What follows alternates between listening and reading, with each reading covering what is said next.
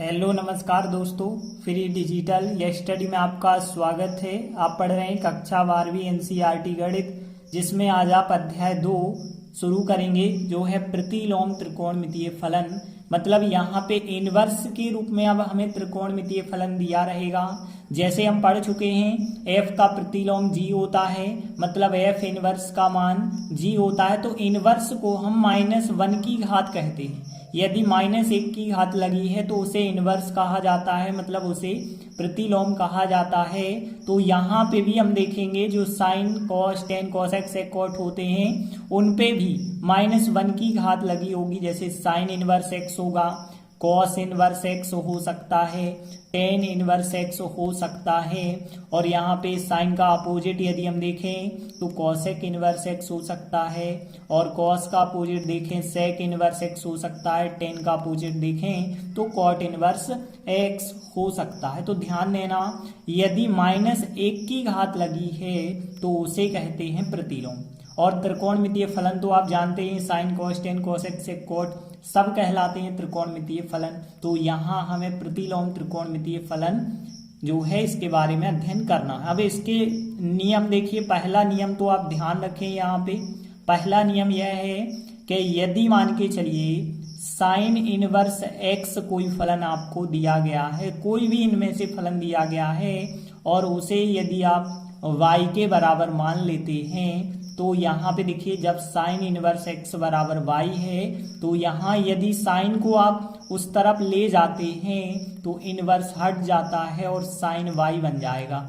ध्यान देना, इस नियम को सबसे ज्यादा प्रयोग में हम लाते हैं। साइन इनवर्स एक्स बराबर y है तो साइन को उस तरफ ले जाने पे इनवर्स हट जाता है।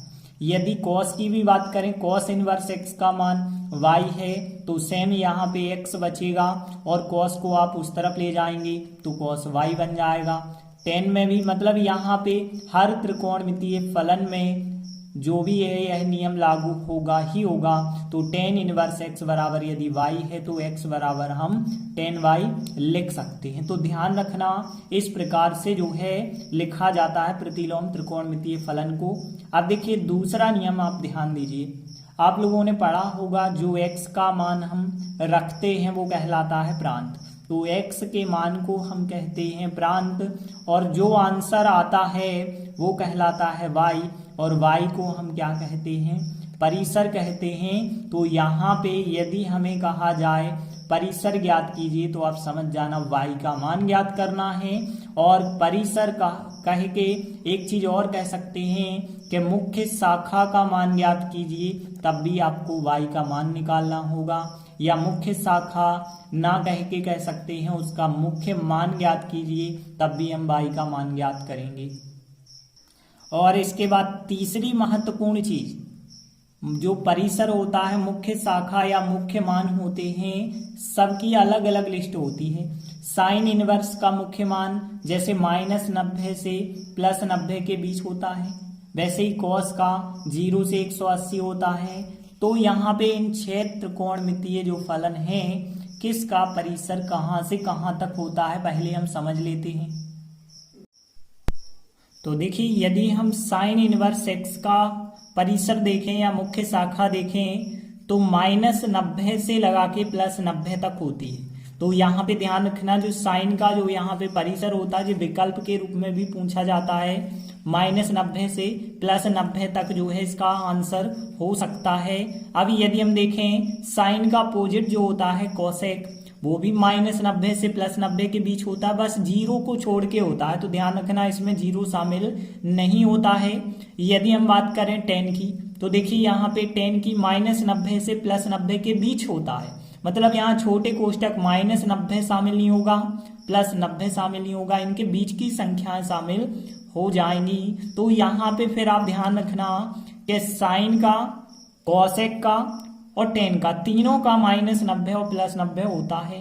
अब यदि हम बात करें कि यहाँ पे कॉस का, तो 0 से 180 तक होता है। 0 भी हो सकता है, 180 भी हो सकता है, 180 मतलब पाई हो सकता है। यदि हम बात करें सेक की, तो सेक भी 0 से 180 तक हो सकता है, लेकिन 90 को छोड़ करके अब ध्यान रखना है यदि हम बात करें कॉट की, तो कॉट भी जैसा यहाँ पे 10 होता है, दोनों छोटे कोष्टक, यहाँ भी दोनों छोटे कोष्टक रहेंगे और 0 से 180 यहाँ पर भी रहेगा। तो यहाँ पे आप इन सब के परिसर मुख्य शाखा के मान को आप याद रखेंगे। तो पहली प्रश्नावली इसी पर आधारित है। तो देखिए ज्यादा कठिन भी नहीं है याद करना। जिनका मान साइन पर निर्भर करता है आप याद रखना, उनका जो परिसर होता है -90 और +90 होता है, जो ध्यान रखना इनके बीच होता है। देखिए कोष्टक आपको ध्यान रखने की आवश्यकता नहीं है, तो यहाँ पे छोटा कोष्टक या बड़ा कोष्टक तो ध्यान रखेंगे आप कि 10 में और कॉट में छोटे कोष्टक होते हैं, बाकी सब जगह बड़े कोष्टक होते हैं। यदि हम देखें साइन कोसेक, कोसेक की यदि हम बात करें तो कोसेक को पता है 1/sin लिखा जाता है, इस वजह से उसका भी इतना होता है, बस 0 को छोड़ करके होता है। और 10 की यदि हम बात करें तो 10 को हमें पता है sin/cos लिखा जाता है, और इसका मान पूरा जो 10 का होता है वो साइन पर निर्भर करता है, तो इस वजह से जो साइन का होगा वही 10 का होगा। तो यहाँ जो साइन का था वही 10 का हुआ। अब देखिए कॉस की बात करें तो कॉस का 0 से 180। सेक की बात करें तो देखिए जो सेक होता है वो 1/cos कहलाता है, तो जो कॉस का होगा वही तो सेक का होगा, बस यहाँ पे 90 को छोड़ना पड़ेगा। कॉट की बात करें तो देखिए आपको पता होगा कि कॉट जो थीटा होता है, कॉट x होता है, वो cos/sin होता है, cos/sin, और ऊपर cos लिखा है, इसलिए कॉट का जो मान है वो cos पर निर्भर करता है। जैसे 10 का जो मान है वो साइन पर निर्भर करता है, वैसे कॉट का मान cos पर निर्भर करता है। तो जो cos का था 0 से 180 वही रहेगा, बस छोटे कोष्टक होते हैं, तो छोटे कोष्टक 10 और कॉट में बस होते हैं, बस ध्यान रखना, बाकी सब जगह बड़े कोष्टक रहते हैं। तो अब हम इन पर आधारित कुछ सवाल करते हैं। जैसे हम देखते हैं उदाहरण पहला लेते हैं, साइन इनवर्स 1/2 का मुख्य मान क्या होगा। तो सबसे पहले जब भी हमें मुख्य मान, परिसर या मुख्य शाखा का मान बताना होता है तो हम क्या करते हैं, ध्यान से सुनना। सबसे पहली चीज जो सवाल दिया गया है उसे y के बराबर मानते हैं। तो मान के चलते हैं हम कि y बराबर, मान के चलते हैं हम y बराबर साइन इनवर्स 1/2। पहले जो सवाल था उसे आप y के बराबर मानेंगे। अब देखिए साइन का आप पक्षांतर करेंगे इस तरफ, तो यहाँ साइन y बन जाएगा। हमने बताया था जब आप पक्षांतर एक प्रकार से ना कहें, नियम ही होता है, साइन को इस तरफ लाते हैं साइन इनवर्स को, तो वो साइन बन जाता है साइन 1/2 बन गया। साइन y बराबर 1/2 बन गया। आप देखिए हमें निकालना है y का मान, तो हमें चेक करना होगा 1/2 जो है साइन में कौन सा मान होता है। तो यहाँ पे 1/2 पता है 45 अंश का होता है, 45 के साथ साथ 135 का भी तो होता है। तो यहाँ पे आप 45 लें, 135 लें, और भी हो सकता है, बहुत सारे मान हो सकते हैं जो 1/2 देते होंगे। 180 से आप आगे बढ़िए या फिर 360 से आप आगे बढ़िए, तो ऐसे बहुत सारे मान हो सकते हैं। अब बहुत सारे मान ना हो तो इसके लिए इसका परिसर बनाया गया है। तो यहाँ पे हमने लिखा, चूंकि हमें पता है साइन इनवर्स x के मुख्य मान का जो परिसर होता है वो -90 से +90 होता है, तो इसीलिए जो साइन y का मान हम लेंगे 1/2, वो ध्यान रखना होगा कि -90 से +90 के बीच ही होना चाहिए। तो यहाँ पे आप जो है +90 से आगे नहीं बढ़ सकते और -90 से आप रिवर्स नहीं हो सकते। तो यहाँ पे देखिए सबसे पहले आप चेक करेंगे कि 0 से 90 तक, फिर आप 0 से -90 तक चेक करते हैं, क्योंकि यदि ऋणात्मक है तो आप यहाँ पे चेक करेंगे, धनात्मक है तो आप यहाँ पे चेक करेंगे। तो देखिए आपका मान 1/2 धनात्मक है, और धनात्मक है तो 0 से 90 के बीच कोई ना कोई मान ऐसा जरूर होगा जो 1/2 साइन में होता है। तो आपको पता है 45 का मान होता है, तो यहाँ पे आप लिख सकते हैं फिर यहाँ पे कि ये साइन 45 का मान होता है। तो हम लिखेंगे कि यह मान साइन 45 मतलब π/4 का, तो साइन y लिखा हमने, और 1/2 कितने का मान होता है साइन में, π/4 का 45 का होता है।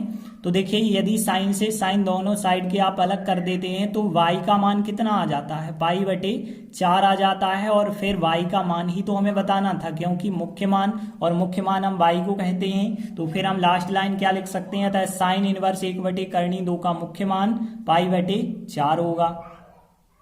तो इस प्रकार से हमें साइन इनवर्स 1/2 का मुख्य मान π/4 प्राप्त होता है।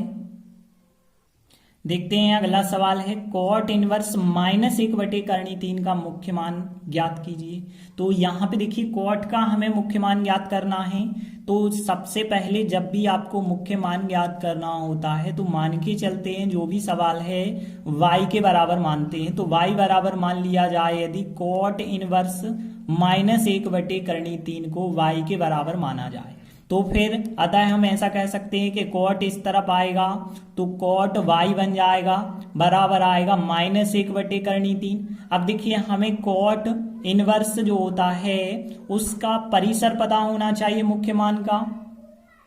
तो देखिए आप लिखेंगे चूंकि कॉट इनवर्स के मुख्य मान का परिसर। अब देखिए कॉट का कहां से कहां तक होता होगा, तो देखिए हमने आपको बताया था कॉट जो होता है कॉस बटे साइन होता है। तो इस वजह से कॉट का जो मान है निर्भर करता है कॉस पर, और कॉस का हमने 0 से पाई बताया था। तो यहाँ कॉट का भी यदि आप देखेंगे इस लिस्ट में तो 0 से पाई होता है, बस कॉट में और टेन में छोटे कोष्टक होते हैं। तो आप लिखेंगे कि कॉट इनवर्स एक्स के मुख्य मान का परिसर 0 से पाई होता है। तो देखिए हमने लिखा कॉट इनवर्स एक्स के मुख्य मान का परिसर 0 से 180 तक होता है। अब यहाँ पे ध्यान देना, तो इसीलिए हम कह सकते हैं कि जो कॉट y का मान होगा, यहाँ पे अब आपको चेक करना होगा कि जी कॉट कितने अंश का मान है।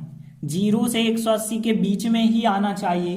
तो देखिए 1/3 की यदि हम बात करें तो 1/3 यदि कॉट में देखें तो कितने का मान होता है, 60 का मान।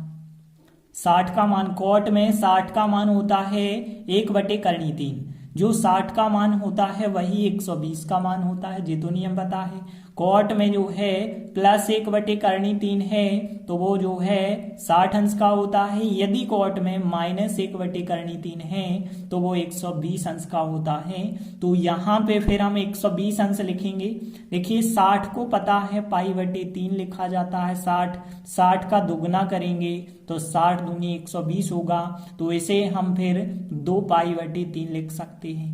अब यहाँ पे यदि हम देखिए कॉट से कॉट काट देते हैं तो हमें y का मान 2π/3 प्राप्त हो जाता है। जो y का मान आया है यही तो मुख्य मान आया है। तो हम कह सकते हैं अतः कॉट इनवर्स -1/3 का मुख्य मान 2π/3 होगा। तो देखिए हमने लिखा था कॉट इनवर्स -1/3 का मुख्य मान जो है 2π/3 है। तो इस प्रकार से हमने 2 उदाहरण कंप्लीट किए। आगे की वीडियो में हम प्रश्नावली 2.1 शुरू करेंगे। तब तक के लिए धन्यवाद।